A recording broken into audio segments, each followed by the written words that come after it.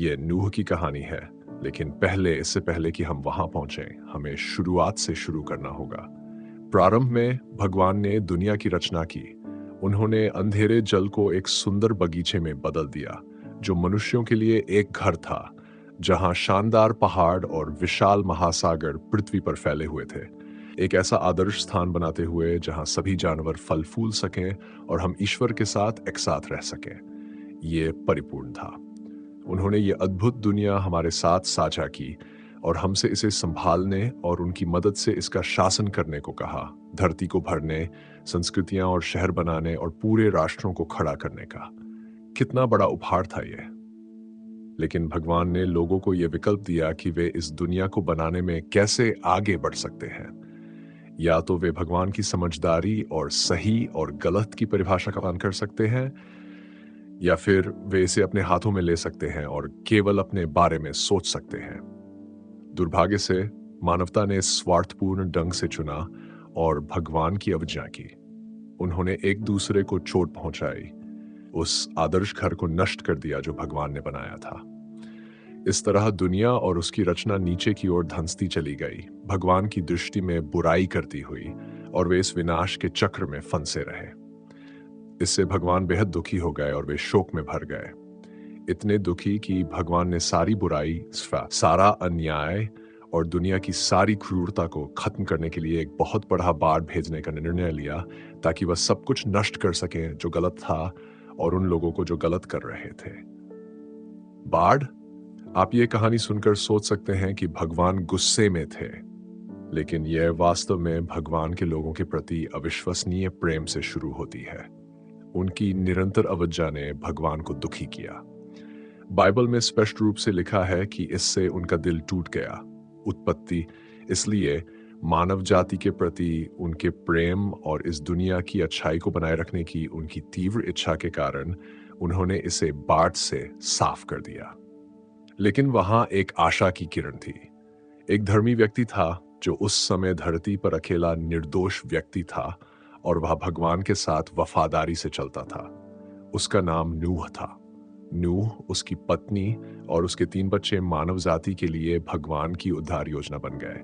भगवान ने नूह को चुना और वादा किया कि वे उसके माध्यम से जीवन को सुरक्षित रखेंगे।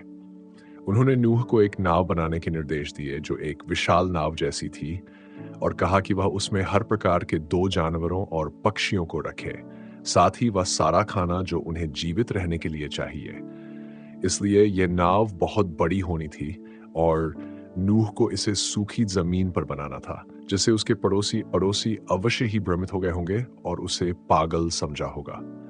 लेकिन दूसरे लोगों की राय ने नूह को भगवान की इच्छा पूरी करने से नहीं रोका।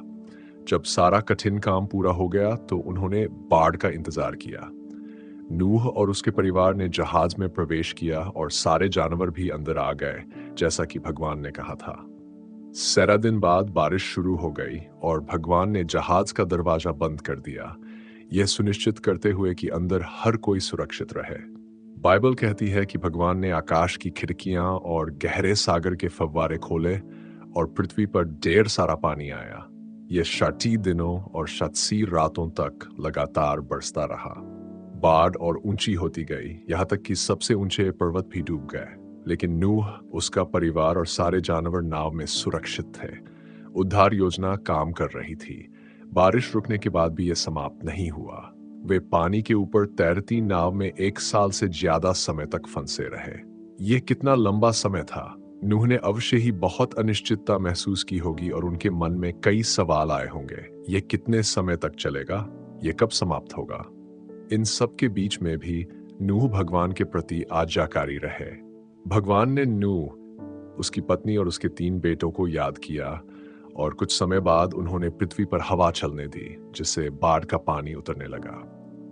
5 महीने बाद नाव एक पर्वत के ऊपर आकर ठहर गई।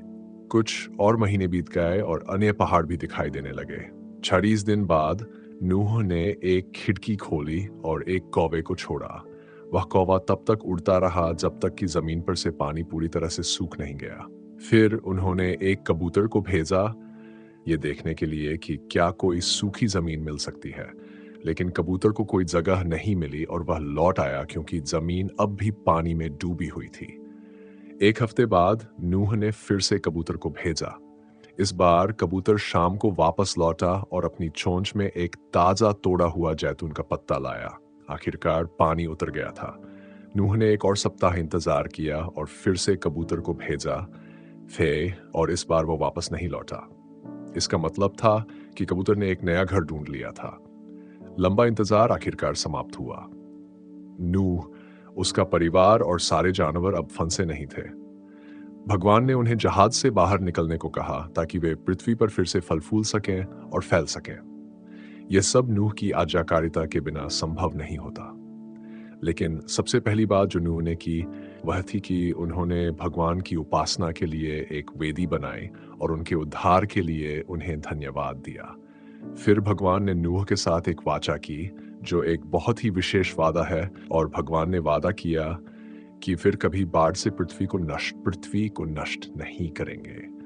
यहाँ तक कि ये जानते हुए भी कि मनुष्य बुरे काम करना जारी रखेंगे और उन्हें दुखी करेंगे। भगवान ने आकाश में एक इंद्रधनुष रखा ताकि नूह को याद रहे कि वह अपने वादे को अवश्य निभाएंगे। जैसे भगवान ने नूह के माध्यम से सभी मानव जाति को बचाया, वैसे ही एक दिन वे अपने पुत्र यीशु को पृथ्वी पर भेजेंगे ताकि अपनी अंतिम उद्धार योजना को पूरा कर सकें।